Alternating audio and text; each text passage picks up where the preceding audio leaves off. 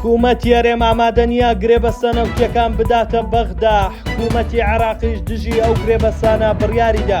ستاندەر ناوەڕۆکی کۆبوونەوەی ئەمڕۆی پارتی و یەکێتی بۆ یەکلیستی ئاشکرا دەکات و ئۆپۆزیسیۆنیش نەگەیشتونەتە ئەنجام. سوودانی بۆ پێدانی شایستەی فەرمانبەران فەرمانێک ئاراستەی تێوی سامی دەکات.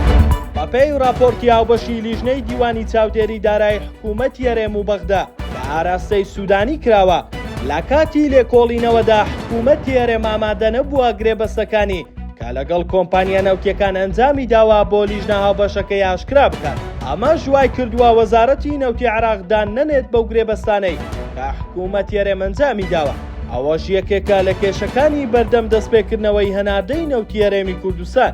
جێی باسا بەهۆی خراپیە و گرێبەستانەی کە زۆرینەی لەبەر قازانجی کۆمپانیەکانی دەسەڵاتە، چاودێران پێیان وایە حکوومەت یارێم ناوێت وردەکاریەکەی بۆ بەغدا ئاشکرا بکات لا ترسی لێپێچوونەوە و نەچوونە ژێرباری گرێبەستەکان لەلایەن حکوومەتی عێراقەوە. ئەمڕۆ هەردوو شاندی هەڵبژاردننی پارتی و یەکێتی لە شاری هەولێر لەبارەی دروستکردنی یەکلیستی بۆ هەڵبژاردننی پەرلەمانی عێراق کۆبوونەوە. باگوێرەی زانیاریەکانی ستاندەر لە کۆبوونەوەکە پارتی و یەکێتی تەنها تاوتوێی پێشنیارەکانیان کردووە.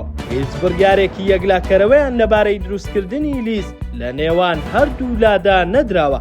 هاوکات دوێنێش عەبدولستار مەجید ئەندامی ئەنجومەنی سیاسی کۆمەڵی دادگەری ڕاگەیاند کە لەم هەفتەیە لایەنەکانی دەرەوەی پارتی و یەکێتی بۆ پرسی بەشداریکردن لە هەڵبژاردننی داهاتووی عێراق کۆ دەبنەوە. جێی باسا هەر ئەمڕۆژ کۆمسیۆن وادەی تۆمارکردنی هاوپەیمانێتی حیزبەکانی بۆ هەڵبژاردننی داهاتووی عێراق تاوەکو چواردەی ئەم مانگە درێژ کردەوە.